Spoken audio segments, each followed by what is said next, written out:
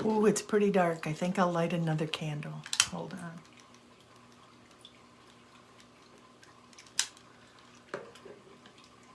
Is that better? Hello, friends. It's good to see you. Boy, it's been a really long time. I'll give us a minute to let folks come on. Is that still too dark? Let's go a little bit brighter.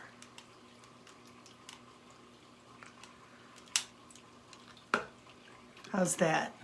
Let me move this one. There we go. That's good. Whoops. Let me go down here. There we are. Hi, Zach. Hi, Carly. Jan. Hi. I hope you're well. Oh, it's been a long time since we've been here. A lot has transpired. There's a whole lot going on in the world. There always is, but it seems like we're in a special troubled times right now. A lot of anxiety and fear in the world. It's been a rough couple of years, these years of transition. So anyway, I've been kind of mulling over some things, and I want to revisit a couple of stories that I've told with some more information that I've gotten. And tonight what I'm going to talk about, well, first of all, cheers. It's March. Spring is on the way. Hopefully peace will be on the way as well. I'm going to move this over so I'm not distracted. There we go. So, long time ago, I told you a couple of stories about the haunted Wisconsin lodge. And that's the story that I'm working on right now for my third book. The second one is finished, but it's not out, it's in process, but I'll give you more information on that when I get it. But the book that I'm working on right now is about the haunted fishing lodge in Wisconsin, and not so much about the lodge, but about the people who remained there after their deaths. And I've been trying to find information. I've been mulling through facts that I know about the people who actually lived there and our thoughts about what happened there. And what I've discovered is that the story of that place and the haunting of that place is multi-layered over various time frames. So there's one set of ghosts from one time frame, and there's another from another. I think that this is not all that unusual. I've encountered that in a few other places, but in this place, it's kind of profound in a way, because there's been so much struggle in that place and in that area, not just the place, but the land, and so much trouble and turmoil and violence intended and not, that have created this vortex, this space that held onto spirit and continued to sort of keep them there. In one of the stories about the lodge, I told you about the time that I walked a group of little girls out. Those little girls were from one time frame.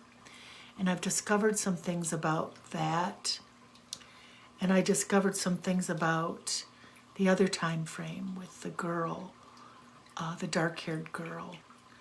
So I'm going to tell you how I came to all of this, and in it sort of tell you my process, my sort of psychic process of connecting to them and finding them. So last fall, in September, we went up north to Manabear, to my family camp, my family summer place. And a couple of friends went with Sherry and Gary, came and met us up there. And so it was Bunce and me and Sherry and Gary. And I don't write these stories while I'm there because the place is really peaceful now. And when I write the stories, I tend to conjure the spirits. They come in to reveal their stories to me. And I didn't want to bring that to up north. It's finally feels peaceful and not scary up there at all. And so I didn't want to do that. But by the same token, I was there and I was close. And so I decided that I was going to see about connecting with them not at the house, but someplace else. So one beautiful, warm, sunny afternoon, Bunce and Sherry and Gary decided to go for an afternoon hike up at Amnicon Falls. And I can't walk there. It's very slippery and rocky and pine needly. But this gave me a perfect opportunity to be alone and to go off on my own adventure. So they left, and I got in the car, and I drove out of the place and down T, and I was driving toward where the lodge is, but I was not going to go there. I was heading in that direction, and I wasn't sure where I was going to go, but I knew I needed to head west down T, which is the county road that the lodge is off of. And I drove, and as I was getting closer to the road that you turn off to go to the lodge, it's all blocked off, you can't go there anymore, but as I was getting close, I started to get this really heavy feeling, and I said, okay, just take me where I need to be. And I was all by myself, as I said, a beautiful sunny day. And I drove past the road to the lodge. And I was just driving slowly and waiting for information, waiting to hear or have pictures or something come in. And I drove to the Dairyland Cemetery. And I don't have any relatives there. The Dairyland Cemetery is past where the lodge is. I've been there a couple of times, and just every time I went there, I felt like there was somebody there. There was something there that was important.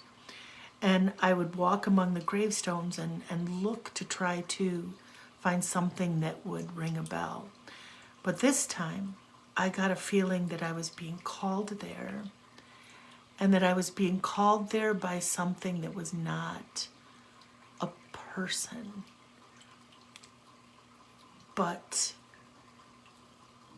an entity that abides in cemeteries. And I've spoken about about grief eaters, that there are never human beings who dwell in cemeteries, and I call them grief eaters. It's a symbiotic relationship with us living humans, where we take our dead and we literally open the ground and we put our dead in the ground and grieve there. And the grief eater absorbs that grief, and for them that's their food, or they get their energy from that, and relieve us of the grief. It helps them, it helps us. And I felt like I was being called by an entity like that there. So I just drove in and was just crawling along. I was driving my little old Prius. And when you're just crawling along, the engine cuts off and it's just the battery, so it's silent. And I had the windows open.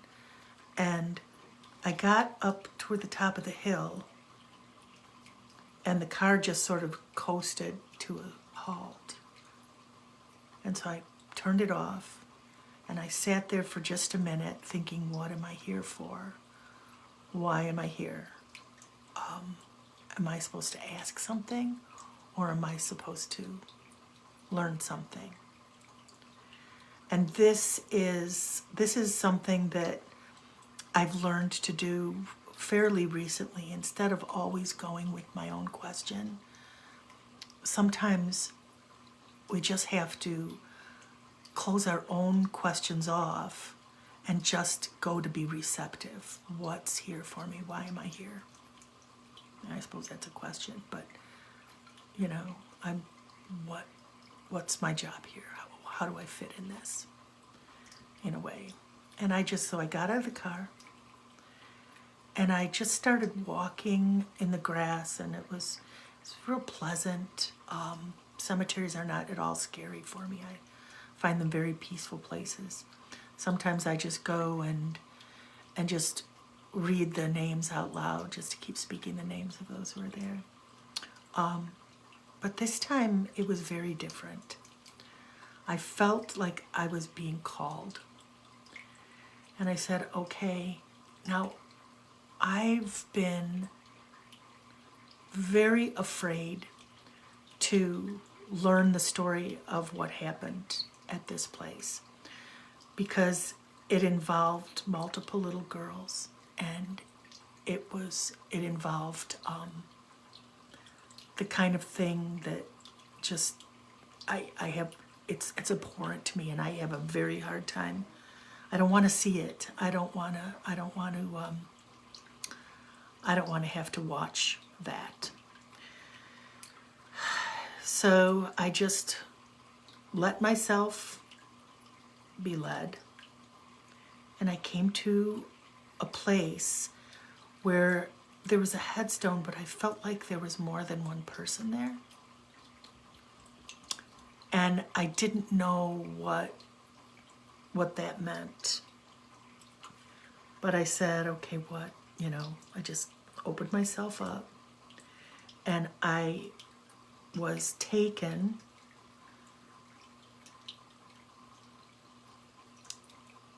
It seemed like time shifted, and I felt like I needed to get in my car and drive further west. So I did, and that's the way to Minneapolis. You could take that all the way to 35, and that's how you go all the way to Minneapolis. And I didn't know how far I was going to go or where I was going, and I just drove. And then at one point, I needed to turn around. I felt that I should turn around, and I passed no other cars. So it was a weekday, I believe, and it was September, so there's not a lot of traffic, and there's not usually a lot of traffic on that road. But I literally, this was taking me like 40 minutes, and I passed no cars.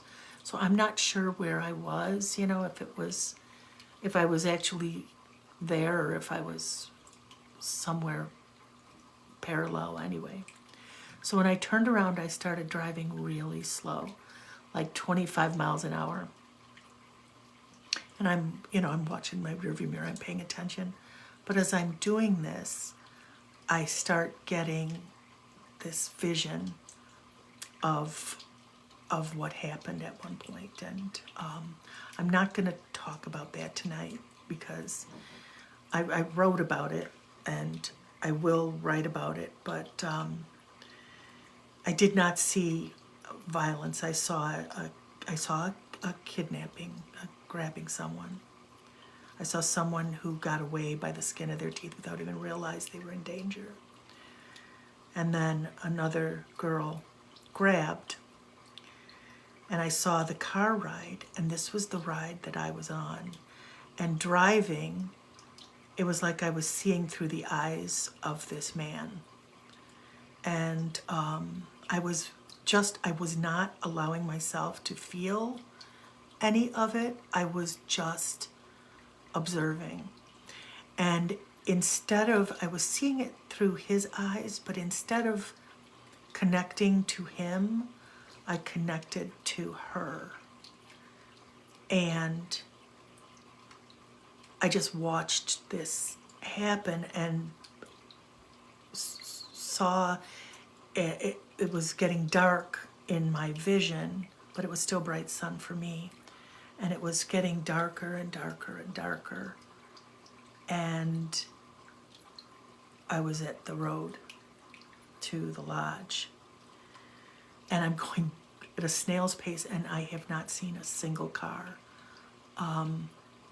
This is probably, I probably drove 20 miles like that.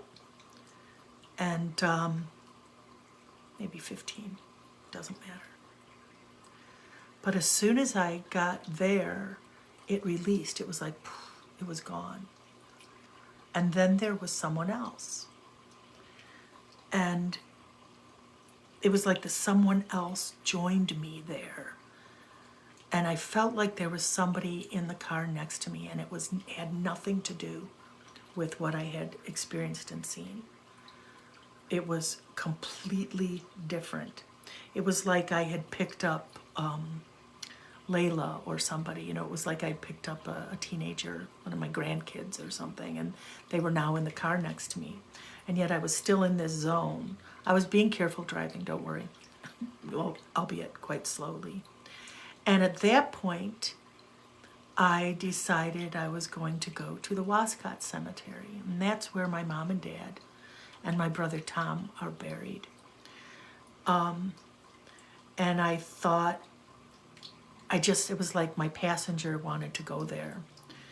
And so I drove there, and instead of staying on T, I went and took a back road around because I wanted to try to figure out who was with me. And, you know, if it was my brother or maybe my mom.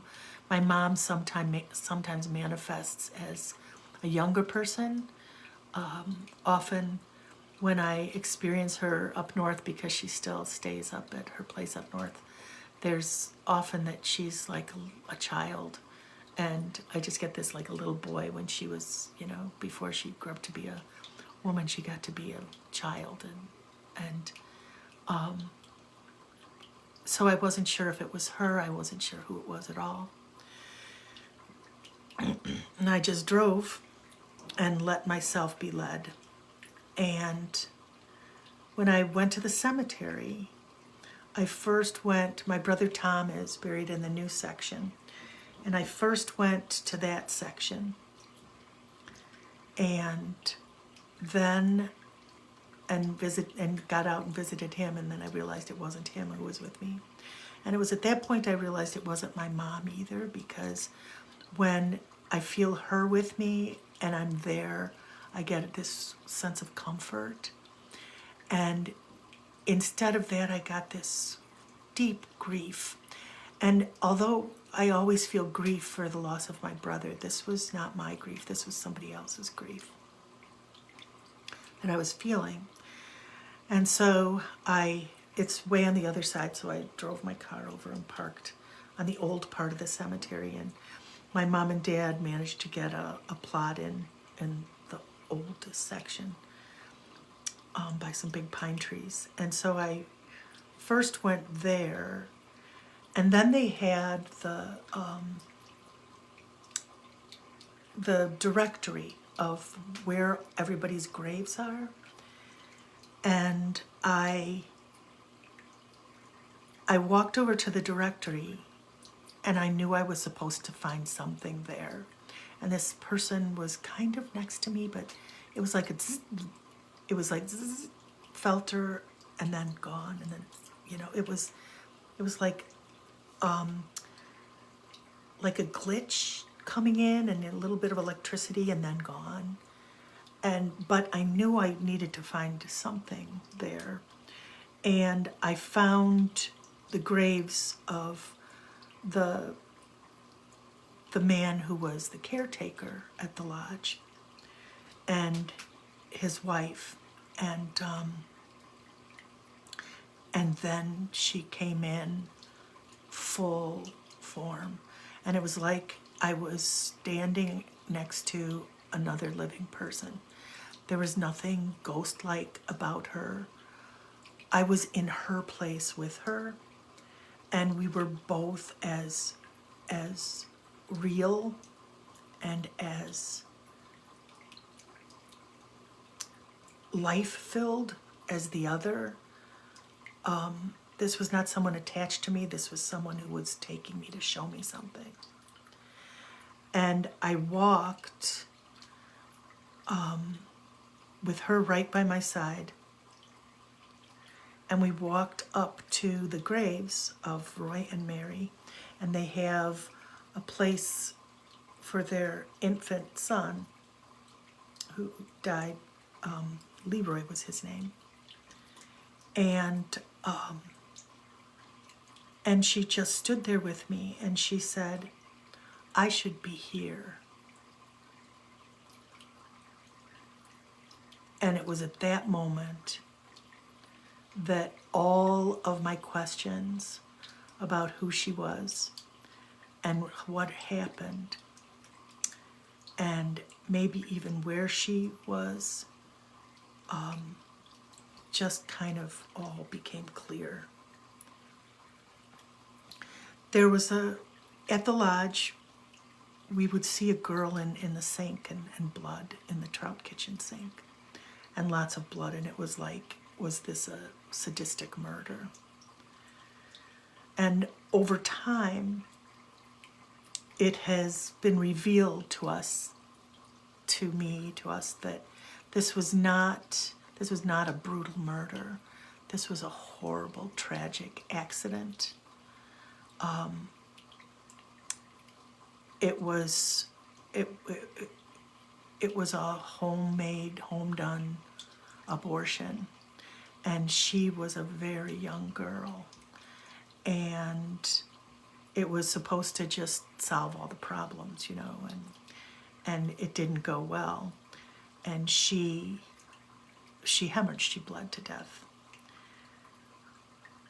But she wasn't buried in the cemetery with her family. I believe she's Roy and Mary's daughter. Now, the story that I heard as a child that my mother told was that, because Roy and Mary had no children, and I'd heard that they had a baby who died, but they also had a daughter who got pregnant as a teenager and ran away, and nobody ever saw her again.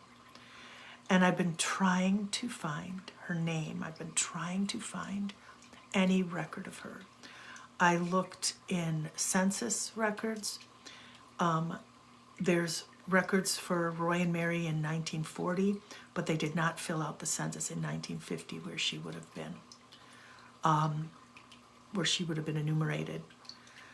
I tried to look at school records from the school in the area, and the only things I could find were graduating classes, and she left or died before she was a senior, before she graduated. So I found no match for her last name or her first name. I believe her name is Grace. That's who came to us in the spirit board. That's a girl who I've seen standing in the yard outside my window looking at me, the one in the window at the lodge that would look out, asking to be seen, wanting to be seen. But I cannot find any record, and I do not know of anyone who is still alive who would remember her name, because she wasn't spoken of after she ran off in disgrace, quote unquote.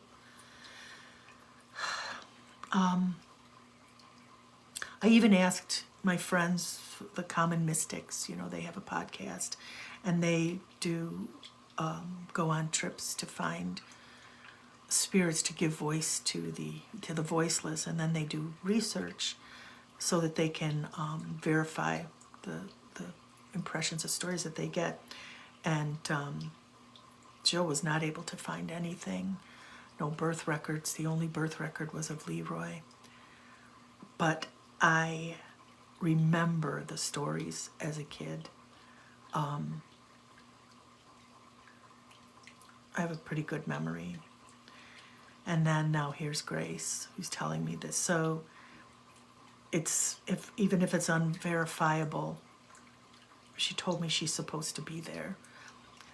And then, as I stood there with her, I got this flash, like just a picture, like an instant memory, like I was there again, standing in the Dairyland Cemetery over near the lodge.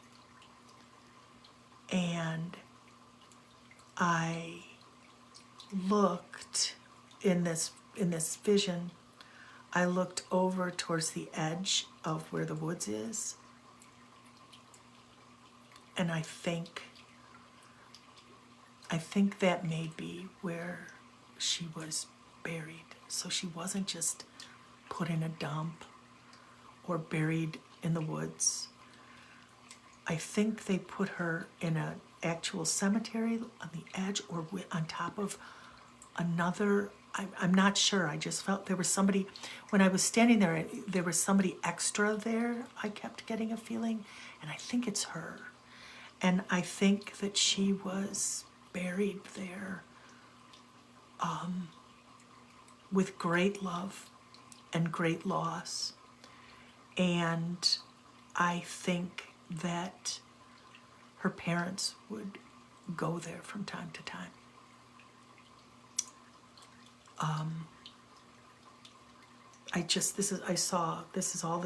All these impressions kind of come at once. And I try to leave out what I would hope would happen. And just, I had never thought, we thought that Grace was buried in the dump, that they found a human arm bone in the dump. And, but she wasn't. She was terribly, desperately mourned and loved and cared for. And the other thing that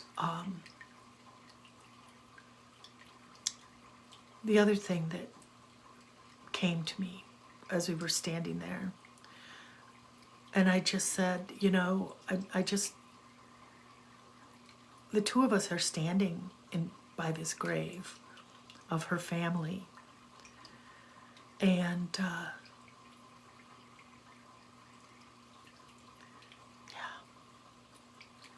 it's another story of someone whose life was erased, and with Kara at the house where I grew up, the ghost there, if any of you have read my book, her life just disappeared. She died and there was no trace of her left. And this is Grace's fate as well. And so as I'm writing this book, I'm feeling her and getting more of her story and more of her memories and more of her pictures, and not just of her death, but of her as a human, as a person, and her family, her loving, good family, What a horrible loss. What a horrible tragedy. So, as I'm looking at stories, and because as I'm writing my book, I'll review back chapters and then go move on, and just to get into the flow.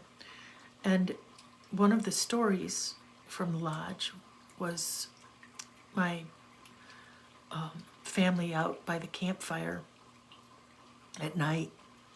One of the little girls was sleeping in the house, and everybody's sitting by a fire, and all of a sudden there's a blood-curdling scream that comes from the house, and my brother jumps up and is like, Jesus Christ, not again, and goes running in because their little girl, their middle child, is in the house sleeping alone, and everybody goes running for the house to see what, and of course she's sleeping and there's nothing there. Well, in connecting with Grace on this afternoon and this level, I realized what that scream was.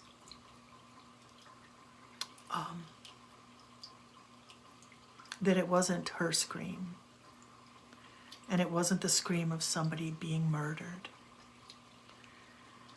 It was the scream of her mother, who was there with her.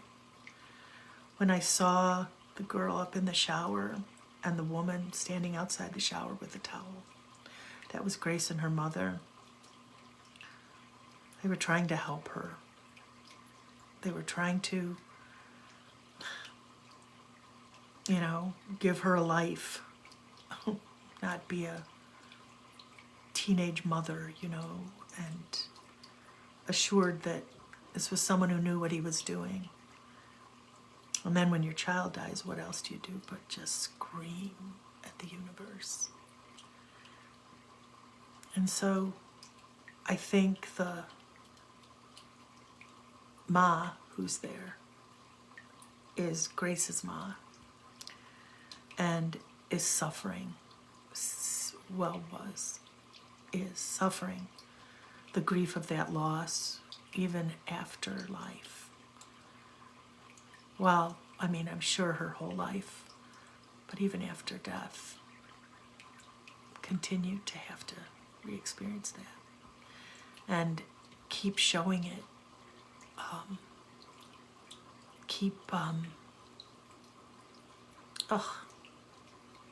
It's such a tragic loop, that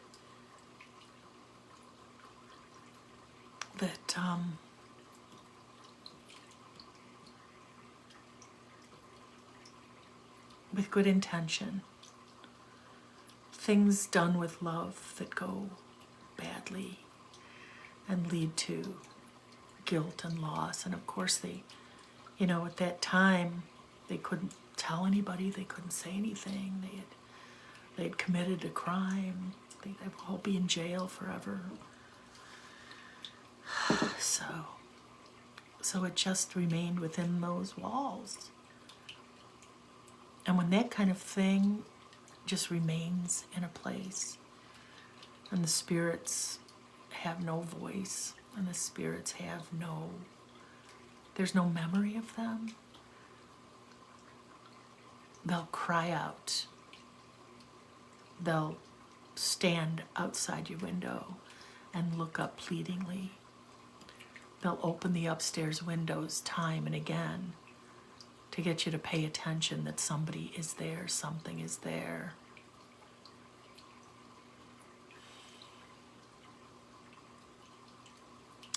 I hope I can find some record of her to have a physical verification. But even without that, I'm going to tell her story. And in that process, I am letting her be part of telling that story. Like I'm a reporter or something. I'm her, not autobiographer, but I'm going to just tell her and listen to her and let her be heard. And I think her anger and her intensity, I already feel the intensity waning, and it's way more like, okay, this. We always felt that she had left somebody behind and who thought she had run off. And I know I've had this discussion with my sisters and even daughters, with that, just getting this feeling that there was somebody that needed to know that she didn't just take off without saying anything to them. And I'm pretty sure at this point, from where I'm at with her, that it was like her best friend at school, who she just vanished without saying anything, who was hurt and angry that she didn't even say goodbye. But she's no longer alive either, so it isn't like there will be resolution there. So the resolution will have to be acceptance on the part of Grace, and maybe try to connect with that family in the afterlife, you know, in the next place. Because clearly if I was still seeing her father standing in the doorway weeping, holding the body of a girl, and I thought, you know, when I thought that it was this pedophilia serial killer, which may not be wrong, but it wasn't him, it was somebody else, but I saw him at the door holding, and he was weeping. And when I said that he was weeping, he was terribly, terribly sad. And someone said, well, and I said I could feel how much he loved her. And one of my sisters or sister-in-law or somebody said, well, pedophiles always love their victims, you know, they think that they love them. But I think that's not true. I think it was his child, and that was all part of this scenario that I just so misinterpreted. I put all this because I was mixing the different layers.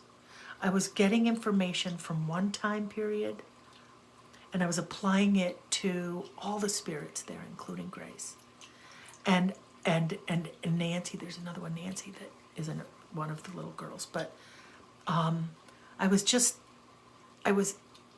everything was, was all bunched up, and I hadn't separated them.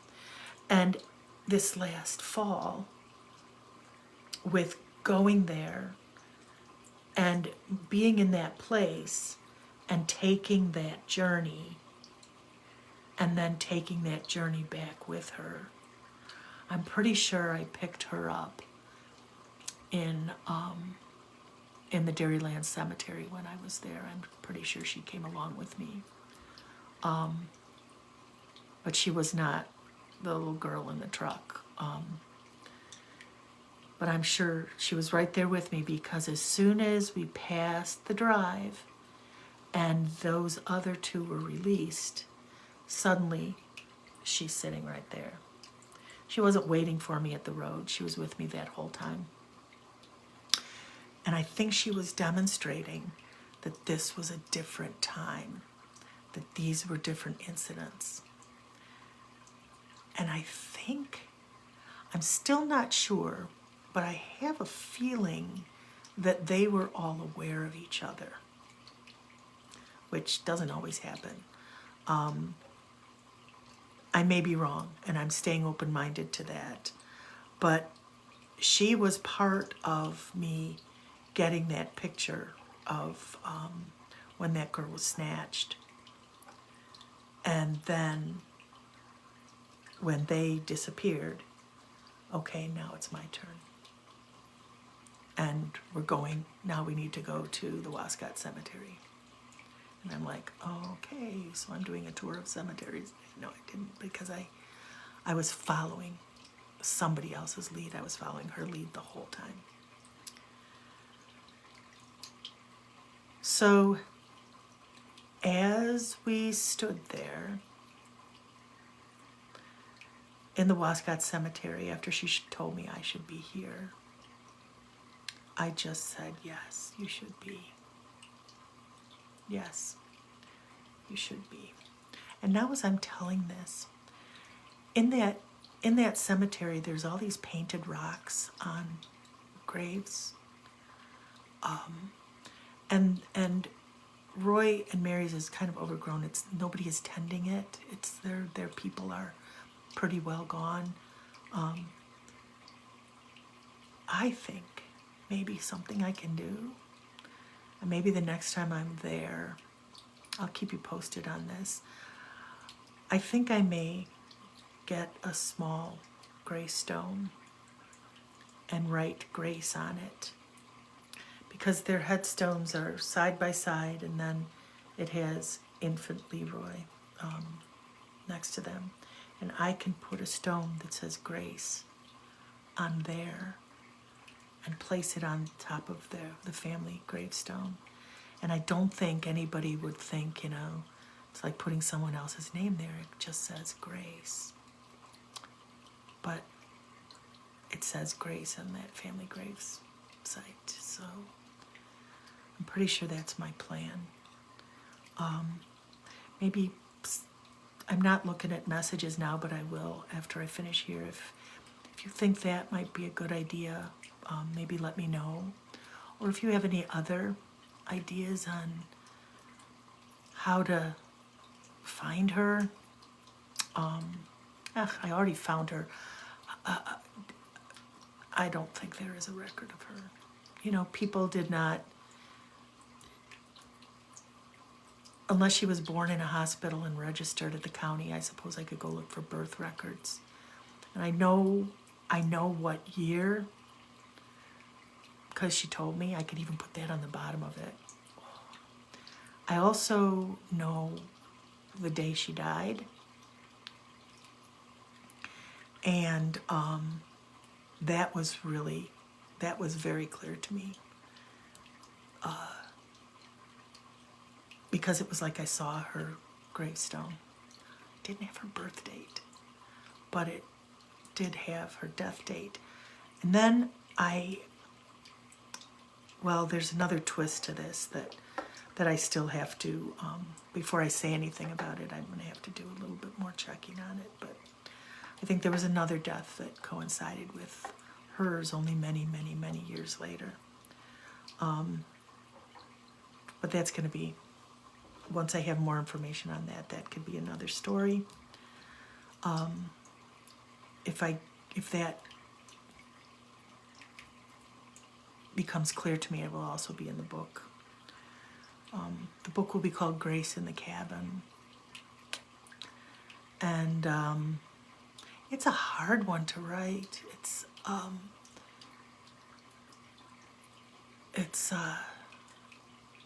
emotionally difficult to write it because there's so much sadness there. And I'm not, I'm telling the stories of the haunting, of what people experienced that was left over in the house. But now I'm at the place where I'm telling their story, and it's rough. But I'm up to the challenge.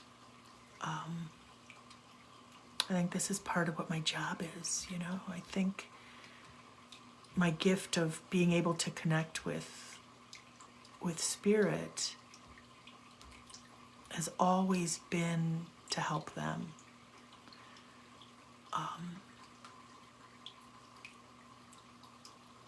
And telling someone's story, writing someone's story, so that they're not forever just disappeared and forgotten, I think is an important thing to some spirits. I mean, there are those that just lay down. It's like, okay, what's next? That's what I'd like to be like. What's next? Unless you tick me off and then I'll haunt you. No, I tell that to my children. Behave yourself when I die or I will haunt you. Well, I don't know if that was coherent or not. It's still mulling around in my head, but I wanted to tell you about that experience of being up north in September. And it was right around when she died, by the way. It was just, like a week after the day that I believe she died. So it was real fresh. And it was really a powerful experience. So anyway, any ideas or anything, please leave in the chat for me. And I don't know when the next story will be. You're going to just have to wait till you hear from me. I'm not going to put it on a schedule. I found that I always fail to meet that expectation in myself. There's a lot of other things going on, and I don't like to just, I won't make things up. So if there's nothing that I feel is an important story to tell, or even a fun story to tell, then I won't just come on here and go blah, blah, blah. I'll give you updates on what's happening with things. But if you have a story and you'd like to tell a story, and maybe you live near here or something, maybe we can do another guest storytelling thing if you'd like. Those are always fun. But meanwhile, be well, be safe.